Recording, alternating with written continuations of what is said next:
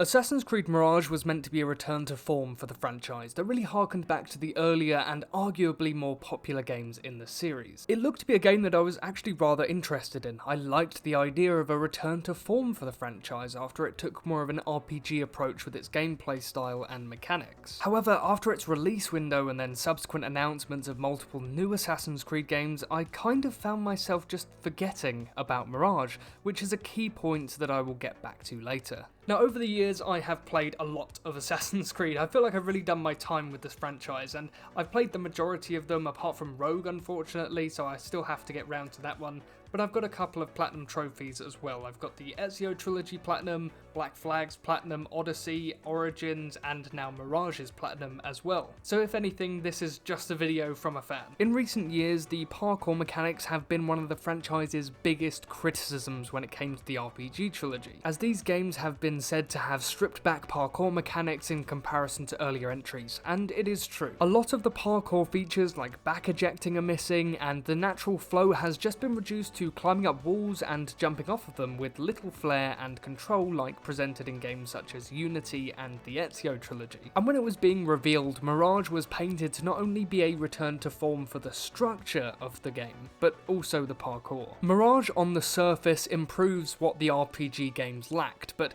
this layer is only paper thin. The wall climbing and jumping just feels staggered, like the game is just waiting to process the animations, ultimately coming across a little bit stop and start. And not to forget that even the sprint in the game feels very slow. The whole process of parkour in Mirage is one step forward and two steps back. Yes, it gives me more of that classic approach when it comes to the systems of parkour, but it was obvious that the RPG jank from the later entries still had their grip on the game. The environment of Baghdad did lend itself very well to making the parkour system seem more coherent and smooth, as Baghdad is a good replication of a more tighter and condensed world like seen in Assassin's Creed 1 and the Ezio trilogy. And with the tightness of Assassin's Creed Mirage's world and how fast you can be on your toes to make a run as smooth as possible, it is that tightness that lends to the parkour feeling sluggish and unrefined. And don't get me wrong, the system for parkour is a much needed improvement over the lack of parkour seen in Origins, Odyssey and Valhalla. And we really can't forget that initially Mirage was set to be a DLC for Valhalla, which is where I believe that Mirage gets its clunkiness from. Not because the team wanted to have parkour like this, but because the game had to work off an existing framework. And this unfortunately leaves Mirage's parkour system feeling a little bit subpar, and it's more of an imitation of what the series has seen before,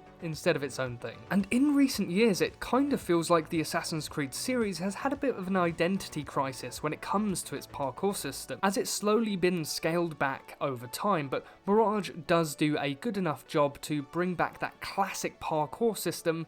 It just needed a little bit of work. Now, we all know that a story is important, but Mirage's was fairly conflicting for me. I found that the presentation of the story, going back to a more linear structure when it comes to presenting its missions to the player and not a level suggestion in sight, was beautiful. The main narrative beats in the early parts of the game were pretty solid as well. Basim, to put it as simple as possible, wants to become an assassin. And just to refresh your memory, he and his friend Nahal go to a palace, Basim does something stupid to prove himself to the assassins, almost gets caught while touching an ancient artifact and then has to flee while getting saved by an assassin, and then he joins the assassins. And the first hour or so of Mirage was pleasant to say the least. It had a bit of whimsy about it, like in Black Flag, which I really appreciated, but upon returning to Baghdad, this is where the game just started to lose me. Unlike most other Assassin's Creed games, the main villain is never established, because the player never get to build a relationship with the antagonist of Mirage, because essentially there isn't one. Not really. And although the mission structure for the main story is tight, without any relationship towards the targets, at the halfway mark I just kind of felt like I didn't really have a grasp on what I was doing and just kept thinking to myself, who's the bad guy here? And this all spiraled until the very end of the game, when the closest thing we get to an antagonist is Roshan, Basim's mentor. And Roshan somehow knew that Basim was this special person and wanted to hide it from him, and no word of a lie, by the final fight with Roshan, I just had my hands on my head thinking basically nothing happens throughout the entire story until the last mission where everything, and I mean everything, gets revealed all at once. Because by the end of it, you basically become Loki, the Norse god, as seen in the events of Valhalla, and the Ginny that was troubling you the entire game was actually just a past life.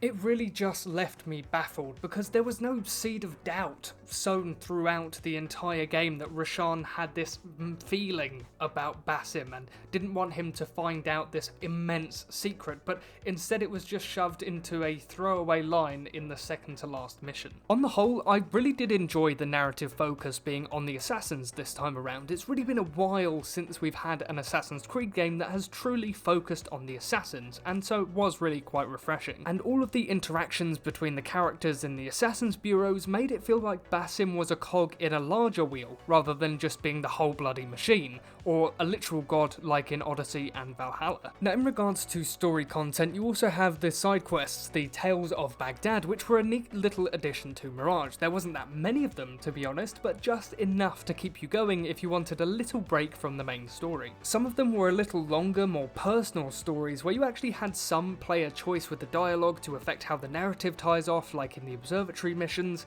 but then you also have smaller, more condensed stories, like helping a kid do a leap of faith. Now, as nice as these missions were to have that little break, they did leave much to be desired. Many of them can be completed in less than a minute, and often made me wonder if there was much point in them at all, apart from maybe ticking off a box in the world map. I wish that they had been a little more fleshed out. It was just such a shame that my experience with Mirage wouldn't change with or without them being there. Now, when it comes to approaching most of these missions, the encouraged way of play in Mirage is to be sneaky. The player isn't encouraged to go full sword swinging into a combat encounter, and instead using mechanics and tools at your disposal to work your way around a combat encounter. Progressively, over the course of the game, your tool belt expands as you gain access to a variety of different tools to choose from, such as noisemakers for distractions, smoke bombs, traps, throwing knives, and blow darts. And with all of these tools at your disposal, there are so many ways you can approach an enemy camp without being detected. And this angle towards Mirage is something that I feel is very much welcome, as I would much rather use the Eagle to scope out an area and find a potential route in to take out, instead of just charging in and hoping for the best. And it's very, very, very, very, very evident that Mirage had stealth in mind when it came to how the player interacted with combat scenarios. Even when you get pushed into combat, which is much more reminiscent of Unity, might I add, you, the player, are always on the defensive. The tools that you acquire throughout the game are upgradable, with in-game currency and items that you can obtain from loot chests and assassin contracts, another returning feature, might I add. You can make a smoke bomb cause enemies to forget they even saw you, make throwing knives dissolve an enemy body so enemies don't get alerted, and the list goes on. The player has all of these tools to stay in the shadows and not have to face any combat at all. However, by the later end of the game, I found that the smoke bomb in particular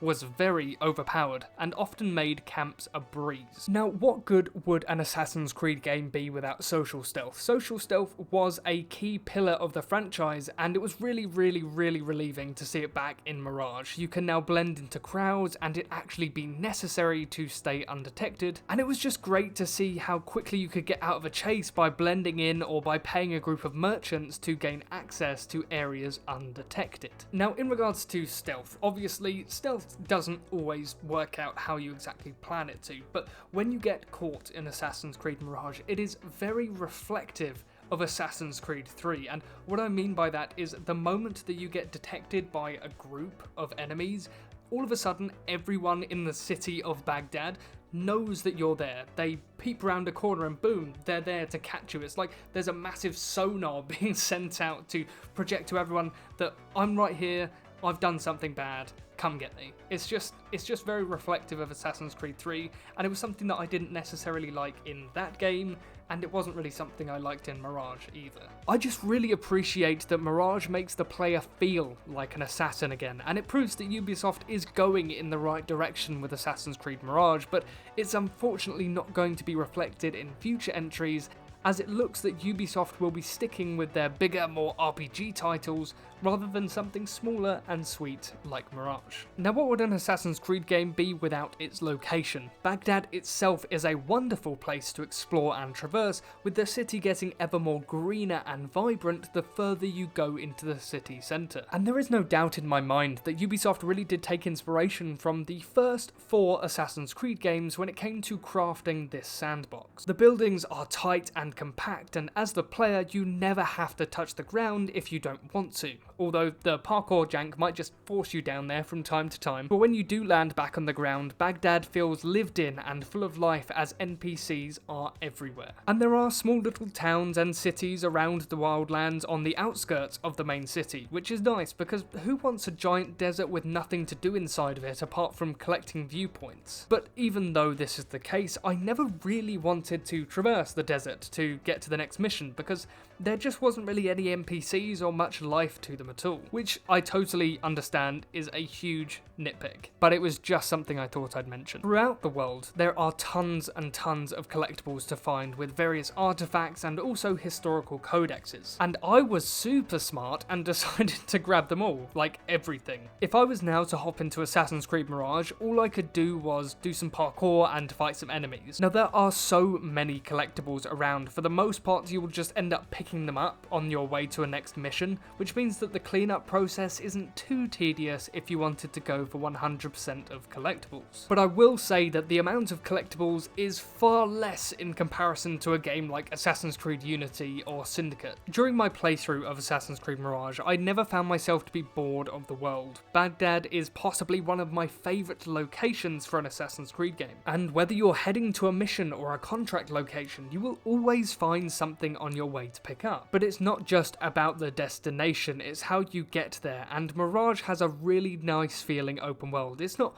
bloated with icons like, as I mentioned, Unity or maybe even Syndicate, and is something that I'm glad they improved upon when it came to the open world design and not making it too bloated. Now, on the whole, even though Assassin's Creed Mirage does have its downfalls with a slight lack of polish when it comes to its parkour system and a story that feels like it saved everything for the last moment, there is no shadow of a doubt that I really did enjoy my time with Assassin's Creed Mirage. I completed the game in just under 2 weeks and truly did have a blast while doing it. The return to a more linear style of progression where you haven't got to be worried about being the correct level before entering a mission was really refreshing and made me feel like I could experience the game at my own pace without having to grind out side missions just for the opportunity at continuing the story. Basim as a character is light and playful for the most part, but he will give his comedy a backseat when he needs to. He always is amusing to watch on screen, and I genuinely was able to feel his frustration about wanting to prove himself when he was sidelined for opportunities. Mirage is a good game, not a great game, a good game to hop into if you are yet to experience it, because it is a short and sweet experience. My playthrough took around 27 hours with 100% completion and the Platinum Trophy, and if you've loved the older games, I would really recommend it. All I'm going to say is just be prepared, as although the game was presented as a return to form for the franchise, it is more of a mixed bag, as it merges elements of the RPG games and the originals, so just bear that in mind, as some of it can feel like an imitation of Assassin's Creed at times.